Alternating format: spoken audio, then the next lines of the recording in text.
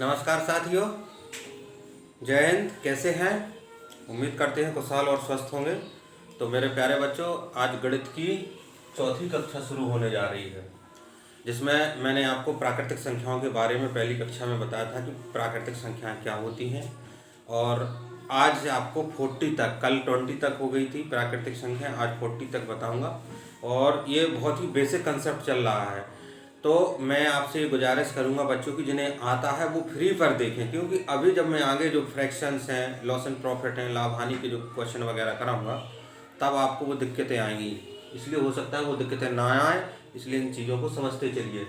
आगे गणित में प्राकृतिक संख्याएं हमारा मेन टॉपिक चल रहा है। ये अपनी क्या है, फाउंडेशन है, फाउंडेशन ऑफ द मैथमेटिक्स। क्या है हमारी? Natural number. मैंने पहली कक्षा में भी बताया था। तो ये बच्चों आपको ध्यान रखना है कि प्राकृतिक संख्याओं पे हमारी जितनी पकड़ होगी उतनी ही जबरदस्त पकड़ हमारी मैथ सब्जेक्ट पे होगी, यानी गणित सब्जेक्ट पे। तो प्राकृतिक संख्याओं के अंतर्गत मैंने आपको बताया था 1 2 3 4 5 6 7 8 9 10 11 12 इस तरीके से। और इसमें यह भी बताया था कि माचिस की तीली की प्रैक्टिकल उससे एक्टिविटी से, अगर वो नहीं है तो उसके पहले वो जो वीडियो है ना तीसरी वाली कक्षा में, उसमें देख लेना। इकाई इकाई एक एक करके मैंने सिर्फ 10 तीलियों को इकट्ठा करके उसका एक रबड़ बैंड से बंडल बताया था, यानी 10 इकाई मिलके एक दहाई बनती है। तो अभी मैंने 1 से 9 तक लिखा केवल।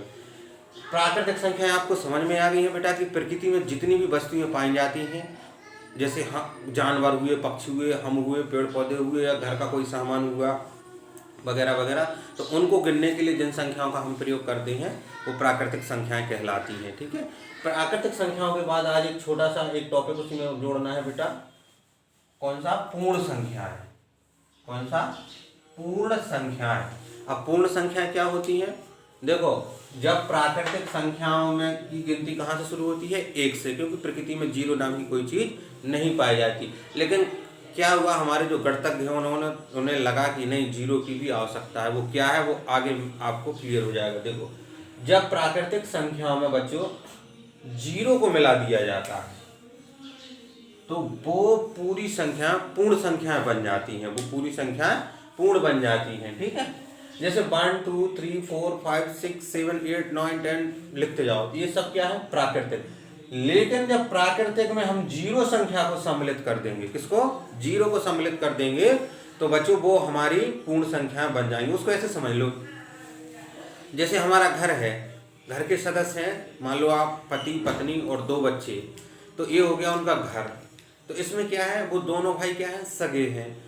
और उसमें से अगर किसी चचेरे भाई को मिला दिया जाए, मान लो किसी माता पिता के 2 बच्चे हैं, वो उनके हैं, और उनके मान लो किसी परिवार का एक बच्चा हमने सम्मिलित कर दिया, तो वो क्या है तो परिवार का हिस्सा, लेकिन वो क्या है, हमने एक दूसरी फैमिली से उसको दूसरे घर से सिलेक्ट कर लिया। इसी प्रकार ये है कि जब हम प्राकृतिक संख्याओं में जब जीरो को सम्मिलित कर दिए जाते हैं तो वो हमारा पूर्ण संख्याएं बन जाती हैं। तो कुछ नहीं है, पूर्ण संख्याएं वही एक प्राकृतिक संख्याएं हैं, उनका एक समूह है जिसमें जीरो को सम्मिलित कर दिया जाता है, तो वो भी पूर्ण संख्याएं कहलाती हैं। ठीक। उसके बाद चलते हैं, देखो बच्चों, धनात्मक संख्या। धनात्मक, ये इंपॉर्टेंट है। जैसे मैं लिखता हूं 9,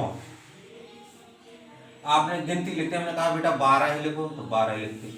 आपको पता होना चाहिए धनात्मक संख्याओं को 2 तरीके से लिखा जाता है। या तो देखो ऐसे, जैसे 3 लिखना, +3 लिख दो, या केवल 3।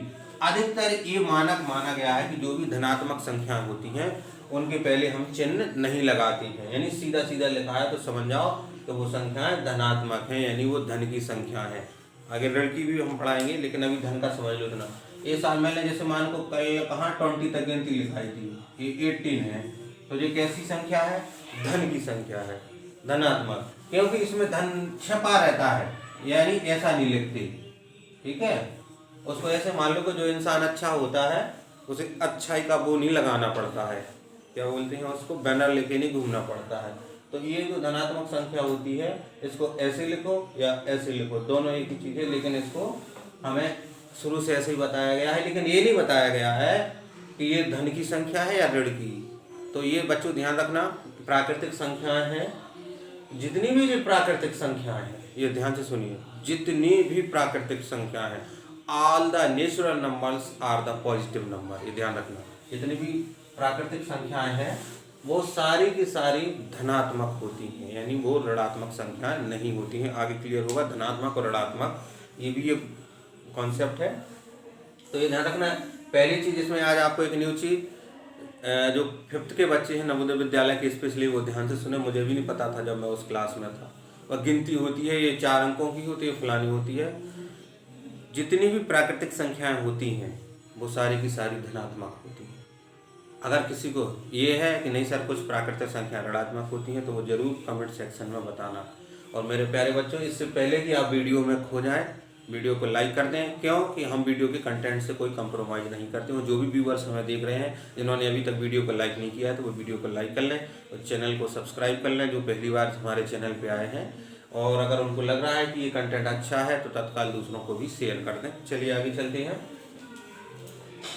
धनात्मक संख्या बता रहा था कि जितनी भी प्राकृतिक संख्या होती है वो धनात्मक संख्या होती है। उसके बाद अब देखिए, कल मैंने आपको एक चीज़ बताया था कि अंकों से शब्दों में लिखना, कहाँ तक 20 तक बताया था। उम्मीद है कि 20 तक आपने उसको पूरा कर लिया होगा। आज 20 से आगे चलते हैं। 21, 22, 23, 24, 25 यानी 21। हिंदी में देखो 21, 21, 21 ऐसा लिखा जाएगा।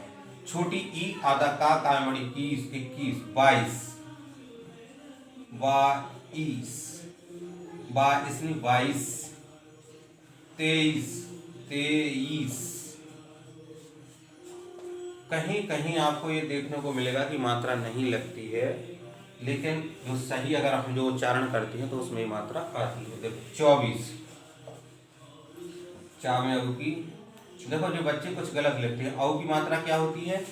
एक डंडा और 2 मात्रा। तो जी अऊ की ऐसे आएगी, चा में अऊ की 24, 24, 25, 25 होगा से 25। अब देखो यहाँ 26, 26, 26, 26, 27, 28, 29, 30, 27, सत्ता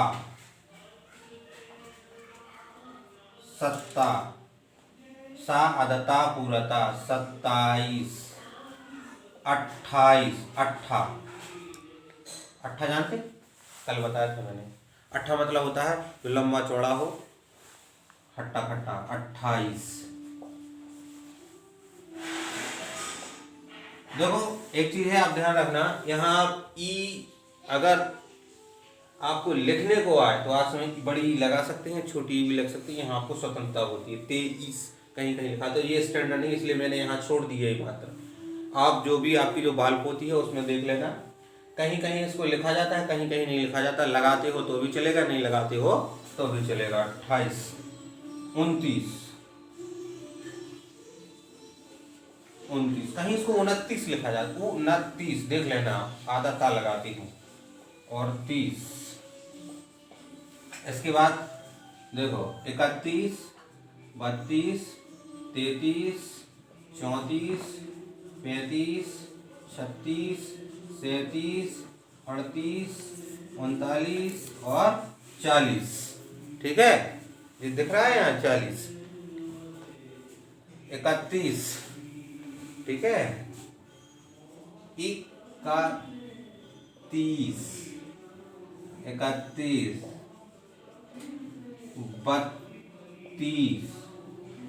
32।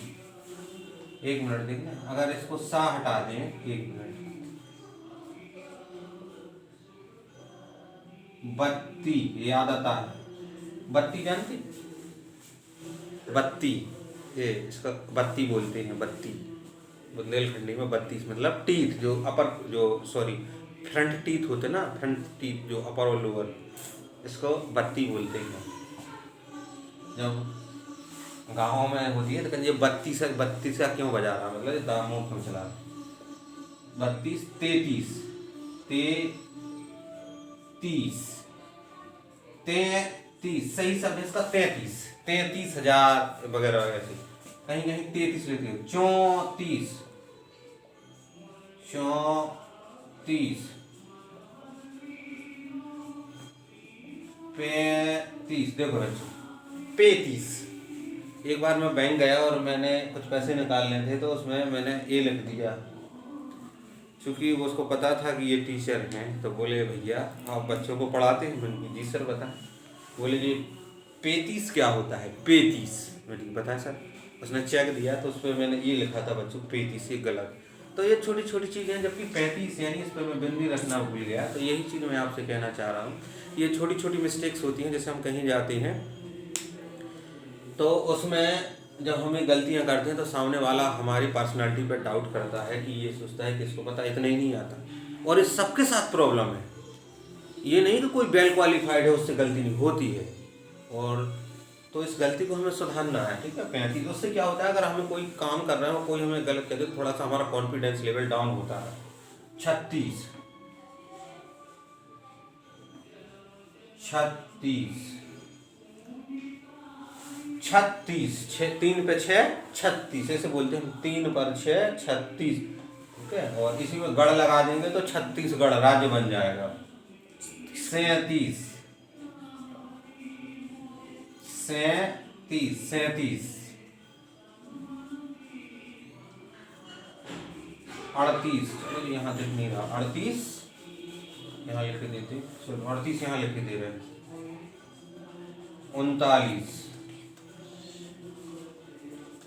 39 और ये 40, ठीक। तो ये 40 तक की जो है गिनती आपको क्या नाम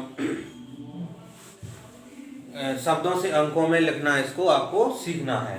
तो ये देखो यहाँ ध्यान रखना बच्चों, अगर बाई फॉल्ट में फ्री पे कह रहा हूँ लिखते वक्त मुझसे कोई मात्रा छूट गई हो, आपके पास जो बाल पोथी होगी या जो शब्दों से अंकों में गिनती होती है तो उसमें आप इसको जरा चेक कर लेना। तो ये 38 39 40 तक ये गिनती हो गई है शब्दों से अंकों में।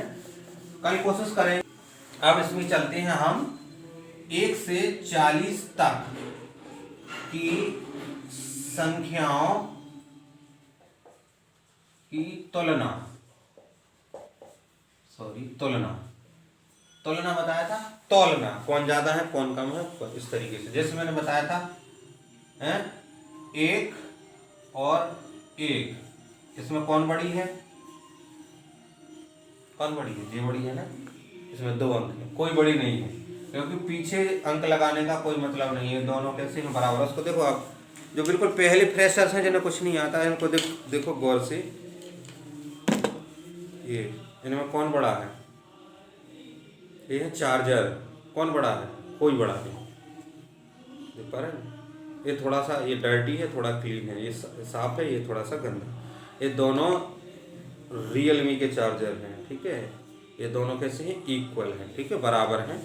तो यहाँ मेरे इसका बताने का मतलब ये है, देखो पहली कक्षा जो मैंने बताया था कि जैसे अगर ये 0.5 है और ये 0.05 है, तो इसमें कौन बड़ा है बच्चों? कोई बड़ा नहीं है, दोनों बराबर हैं। क्योंकि पीछे 0 का मतलब यानी उस संख्या का मान नहीं बदलेगा, उसके आगे कितनी क्या है? 5, तो 5 ही रहेगा। यानी ये इन दोनों का मान कितना है? 5 है, ठीक है। पीछे बुराई का कोई मतलब नहीं होता। अब देखो यहाँ जैसे ये 10 है और ये 16 है, इसमें कौन बड़ी है? 16 बड़ी है बेटा, ठीक। अभी कुछ बच्चों को लग रहा होगा कि सर इतना सरल पढ़ा रहा है बेटा, यहीं से अगर आपको ये समझ में आ गया। अब इसमें कौन बड़ी है? 30, ये 23 है, ये 30 है, ठीक। आप देखो यहाँ जैसे ये 29 और ये 29 दोनों क्या है? इक्वल है। ये है 40 और ये है 29, इसमें कौन बड़ा है? ये बड़ा है, क्योंकि 40। अभी देखो 100 तक का मामला तो क्लियर रहेगा आपको कि जैसे हम गिनती लिखते हैं तो उसको 2 3 4 5 6 7 8 9 10। अब जैसे हम कहें 1 और 3 में कौन बड़ी है, तो स्वाभाविक बात है कि 3 बड़ी है, क्योंकि 3 बाद में आती है और 1 पहले आती है। तो 100 तक तो ठीक रहता मसला कि हाँ सर ये बाद में आती है इसलिए बड़ी है, या उससे ज़्यादा है तो बड़ी है, ठीक। लेकिन जब संख्या बड़ी होती है तो तुलना करना थोड़ा मुश्किल हो जाता है। तो अभी अपने क्या 2 अंक चल रहे हैं, जैसे 30 और हमें 39 में तुलना करनी है। तो सीधी सी बात है, 2 अंक इसमें है, 2 अंक इसमें है, दोनों में अंक बराबर हैं। देखो इसमें इकाई का अंक 9 है, इसमें इकाई का अंक 0 है, जबकि दहाई पे दोनों सेम है। तो इकाई पे किसका अंक है? इस वाले का बड़ा है, तो ये बड़ी हो गई। इसी प्रकार देखो यहाँ देखेंगे 39 जीरो। अब यहाँ देखो इस पे इकाई पे जे है 0, इकाई पे है 9, इसके दहाई पे जो, तो इस पे देखो इकाई का अंक कौन सा बड़ा है 9, तो ये इस तरीके से ये बड़ी हो गई। जब अंक समान रहते हैं तो हम इकाई और दहाई, अभी इकाई और दहाई की बात कर रहे थे क्योंकि मैंने इकाई और दहाई ही बताया। मैंने बताया कि जो है दहाई जब 10 इकाई होती है, सॉरी कितनी 10 इकाई, वो माचिस की तीली बताई थी। जब ऐसे ऐसे 10 मार्कर हो जाएंगे 10 इकाई मिलके बनती है आपकी एक, क्या बनती है एक दहाई। ठीक, अब जैसे ये 36 है, देखो इसको ध्यान से, 36 36, इसको देखो ऐसे लिख सकते हैं 30 + 6 लिख सकते हैं। 30 में क्या दहाई बन गई 3 दहाई। सोचो जरा, कल मैंने आपको इससे पहले वाली क्लास में 10 का एक बंडल बनाया था, तो इस 30 के क्या बंडल बन जाएंगे 3 बंडल बन जाएंगे ना 10 की, तो 10 10 10 3 बंडल होगा, कितने बचे 6। ये 6 क्या बची हमारी इकाई। तो यानी एक जो संख्या का जो कंपैरिजन होता है, वो तुलना होती है, वो इकाई दहाई से होती है कि उसका मान कितना है। इकाई का होता है 1 गुना, यानी 1 तीली से करके बताया था, और आप इसको कर सकते हैं, थोड़ा सा प्रैक्टिस करिएगा। ये चीज कंसेप्ट इकाई और दहाई का बैठ गया तो सैकड़ा हजार और लाखों करोड़ों का तो बैठ जाएगा। ठीक है, तो ये अब देखो 3 दहाई यानी 3 10 10 के हम 3 बंडल बना लेंगे तो कितने हो जाएंगे 30, तो वो हो जाएगा 30 और प्लस 6 बची, तो कितने हो गए 36। तो इसीलिए देखो बच्चों, अब आया समझ में कि इसको बोलते हैं इकाई का अंक और इसको बोलते हैं दहाई का अंक। इसीलिए ये कंसेप्ट हमें नहीं पता था, हमें तो बस रटा दिया 3 × 6 36 इकाई का जी है दहाई का जी। सच बात कह रहे हैं, हाई स्कूल आते आते ये सारे कंसेप्ट क्लियर हुए थे, क्योंकि जो बेसिस फंडामेंटल है वो नहीं बताया जाती हैं, हवाई बताया जाता है, जो फाउंडेशन होती है वो चीज़ें नहीं बताई जाती हैं। तो ये चीज़ आपको समझ में आ गई होगी। ये बार बार मैं क्यों कह रहा हूँ, आपको लग रहा होगा कि सर इसी चीज़ को बार बार क्यों फोकस कर रहे हैं, उसका कारण है देखो। और चलते हैं, जैसे अब देखो बिल्कुल सिंपल से चलते हैं। जैसे ये 12 लिखा है 12, इसकी जैसे 12 तीली मान लो इन्हें, तो 10 का बंडल हमने एक बनाया, 10 का बंडल एक बनाया, कितनी बची 2 बची ना। 10 का बंडल कितना बचे, ये बंडल 10 का, तो जब 10 इकाई मिलके क्या बनती है एक दहाई, और ये क्या है इकाई। ठीक, एक दहाई यानी इसमें क्या होगा 10 और 2 12, तो ये हो गया हमारा जो एक है ना, ये दहाई का अंक हो गया। इसीलिए इसको देखो जब अपन कहते तो बच्चों इसमें बताओ तो आपका सर ये इकाई का है और ये दहाई का, क्योंकि इसका मान 10 गुना है। क्यों दहाई का मान 10 गुना क्यों होता है, इसलिए होता है कि वो 10 इकाई से मिलके बना होता है। मैंने आपको उसको एक एक्टिविटी से भी बताया था, माचिस की तीली या कोई आप छोटी छोटी 10 सिटियाँ तो समझते हो, छोटी छोटी लकड़ी के टुकड़े, उनको एक एक करके 10 कर लेना और उनको बांधना, तो फिर मैं उसको जो 10 का जो बंडल होगा वो दहाई कहलाता है। समझ में आ गई, ये आप करना, बड़ा मजा आता है।